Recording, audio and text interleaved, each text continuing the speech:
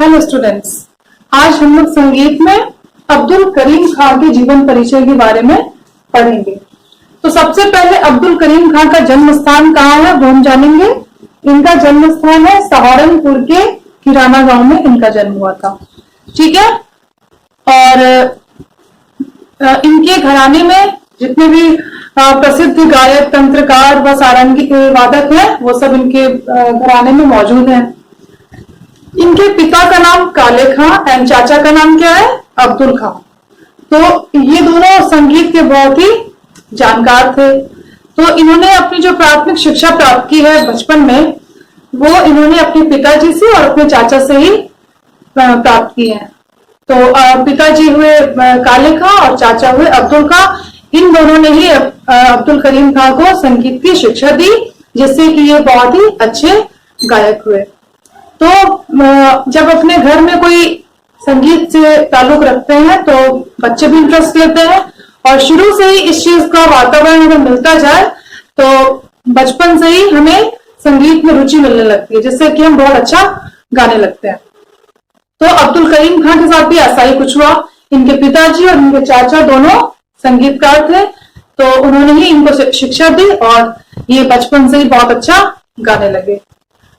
तो अब्दुल करीम खां जब 6 वर्ष के थे तब इन्हें एक संगीत की महफिल में पेश किया गया। 6 वर्ष की उम्र में ही। इसका मतलब उस टाइम पे वो बहुत अच्छा गाने लगे होंगे, तभी उन्हें 6 वर्ष की उम्र में पेश किया गया।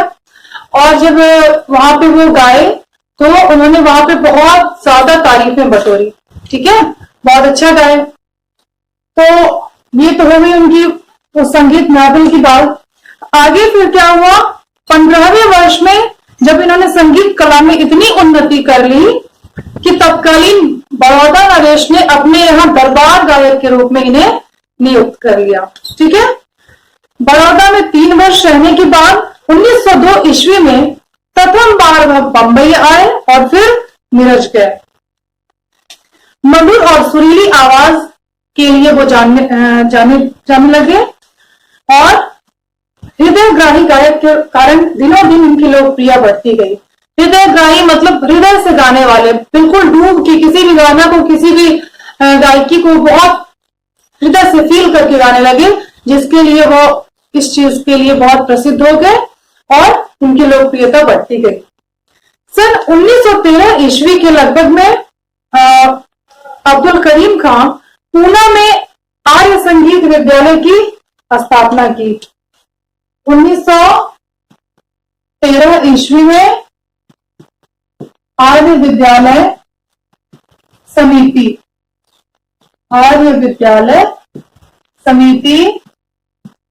की इन्होंने स्थापना की। ठीक है। तो गरीब विद्यार्थियों का सारा खर्च जो है, मतलब इसमें हर तरह के बच्चे पढ़ते थे इस विद्यालय में।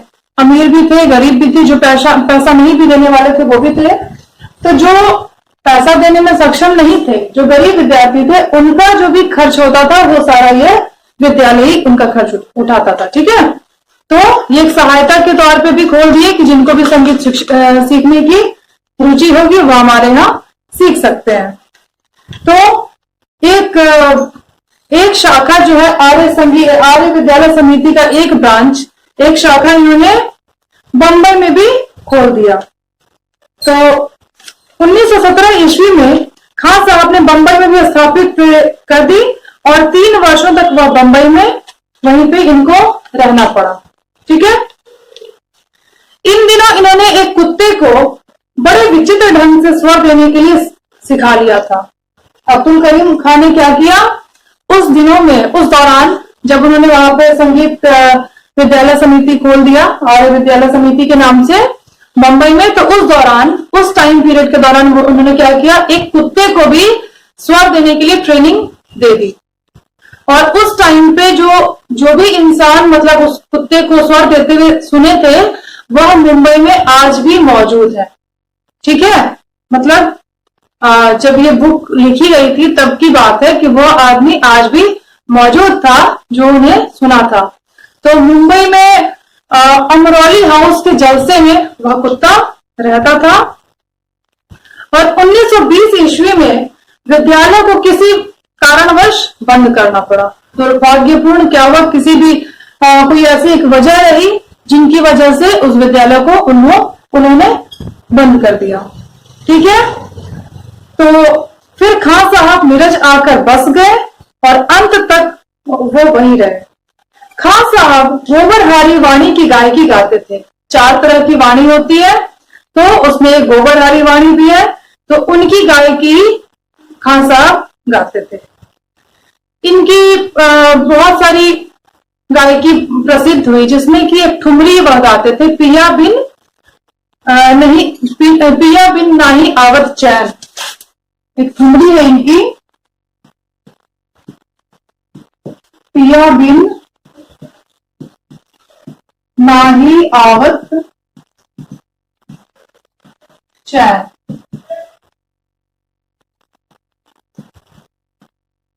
यह जो इनकी ठुमरी है यह बहुत ही प्रसिद्ध हुई। यह इतना मतलब फेमस हो गया, इतना लोकप्रिय हो गया कि इस ठुमरी के थ्रू और भी लोग इनको अब्दुल करीम खां को जानने लगे। ठीक है, और वह क्या था कि शरीर से बहुत ही ज्यादा हृष्ट पुष्ट नहीं थे, बहुत कमजोर थे। ठीक है, उनके पास ज्यादा ताकत नहीं थी, बट क्या था कि शरीर से तो कमजोर थे, बट उनकी गायकी उतनी ही स्ट्रांग थी। वो अंदर से गाते थे, फील करके गाते थे, बहुत ही हृदय से गाते थे, और उनकी गायकी सुन के आपको ऐसा नहीं लगता कि वह बहुत कमजोर है या उनको ताकत नहीं है या वो गा नहीं पा रहे हैं, अच्छे से खुल के नहीं गा रहे हैं। ऐसा उनकी गायकी से आपको कभी भी फील नहीं होता। और वह फकीरी टाइप मतलब प्रसिद्ध थे, फकीर के रूप में। फकीर जैसे मतलब अपने पास कुछ भी नहीं है, देखने में वह एकदम सीधा साधा दुबला पतला इंसान है, लेकिन गायकी में वो तो नहीं स्ट्रांग थे, जस्ट अपोजिट थी उनकी गायकी, और जिसकी वजह से ही वह जाने जाते थे। या हर तरह की गायकी गाते, ठुमरी गाते थे, ख्याल था, या और भी सितार भी बजाना जानते थे। बहुत तरह की इंस्ट्रूमेंट इनको आती थी बजानी, लेकिन ठुमरी जो है वह बहुत ही ज्यादा इनकी पॉपुलर होती थी। शिष्य परंपरा इनका बहुत ही बड़ा और विशाल था। इनके पास बहुत ही ज्यादा शिष्य थे, मतलब इतने थे कि उनका नाम तो हर एक का नहीं लिया जा सकता है, लेकिन बहुत ही ज्यादा शिष्य थे उनके पास।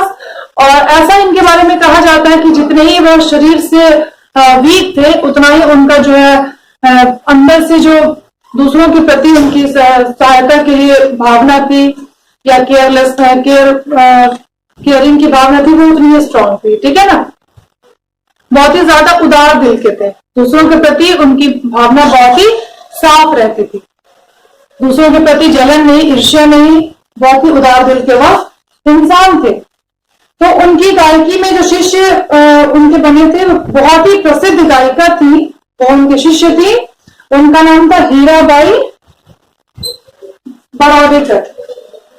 हीराबाई, इनके शिष्य में कुछ लोगों का नाम है, शिष्य में कुछ लोगों का नाम मैं लिखना चाहूंगी। हीराबाई बड़ौदेकर,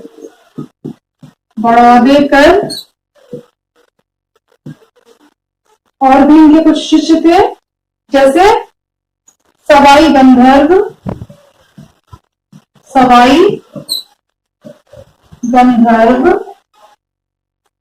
रोशन आरा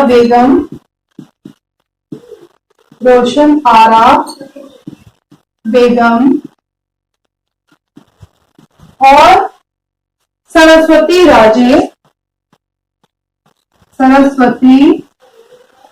राजे आदि।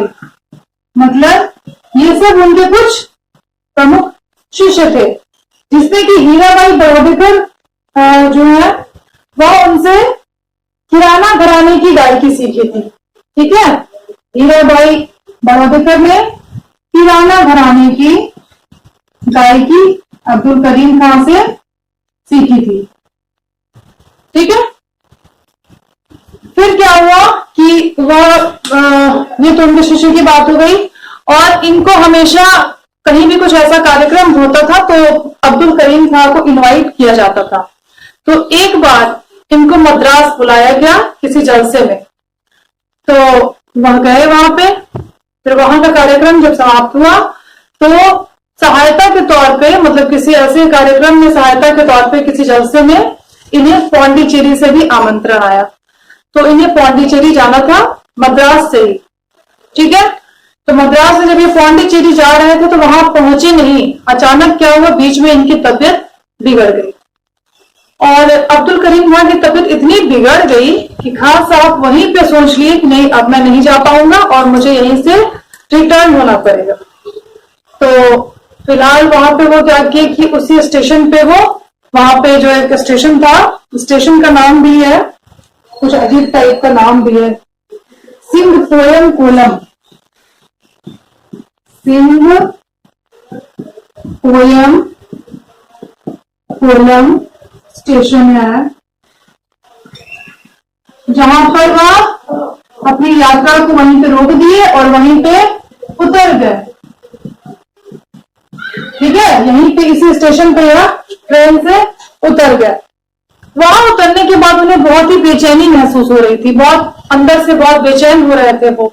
तो उस स्टेशन पर उतरकर वो वहां पे थोड़ा घूमे टहले, थोड़ा अच्छा फ्रेश एयर लिए, फिर भी उन्हें रिलैक्स नहीं लगा तो नीचे बैठ गए। वो नीचे बैठकर और अपने खुदा को याद करने लगे। और जब नमाज का टाइम होता है तो वो नीचे बैठकर और नमाज पढ़ने लगे और दरबारी कांड्रा के स्वरों में खुदा की इबादत करने लगे। दरबारी कांड्रा, दरबारी कांगड़ा के स्वरों में वो अपने खुदा को इबादत करने लगे, याद करने लगे, पुकारने लगे। और इस प्रकार मतलब मुझे लगता है कि वही उनकी अंतिम यात्रा और अंतिम डेस्टिनेशन होगा अपने लाइफ का। तो वहीं पे वो दरबारी कांड्रा के स्वरों में अपने खुदा को याद करते करते, इबादत करते करते वहीं पे उनकी सांस चली गई और वहीं पे उनकी यात्रा अपने जीवन की खत्म हो गई। तो उनकी फिर उनको वहां से क्या किया गया, उनकी जो बॉडी थे, डेड बॉडी, उनको वहां से वापस मद्रास लाया गया। उसके बाद जो अंतिम संस्कार होता है इंसान का, तो वहीं पे उनका अंतिम संस्कार किया गया। तो ये थी अब्दुल करीम खान के बारे में आपकी उनकी लाइफ स्केच। तो मुझे लगता है कि आप लोगों को इनका बहुत ज्यादा कुछ तो नहीं है इनके बारे में, कुछ तो कॉमन सी बातें हैं जो हर गायक में होते हैं। तो ये सब आपको याद कर लेना है और आपके सिलेबस का ये टॉपिक है, तो आपको जरूर याद करना चाहिए। और आप अपने एग्जाम के पर्पज से भी इस चीज को अपने दिमाग में सेट कर लीजिए। और हम हर वीडियो में एक एक इंसान का, एक एक म्यूजिशियन का जो आपके सिलेबस में दिया गया है, उनका लाइफ स्केच आपको बताएंगे, चर्चा करेंगे, जिससे कि आपको वर्बल बताने से आपको ज्यादा दिमाग में सेट हो जाएगा, याद हो जाएगा, ठीक है। तो आज इस वीडियो को हम यहीं पे समाप्त करते हैं और मुझे लगता है कि आपको याद हो जाना चाहिए और अच्छी तरह से आप इस चीज को रिमेम्बर कर लें। Okay, thank you students.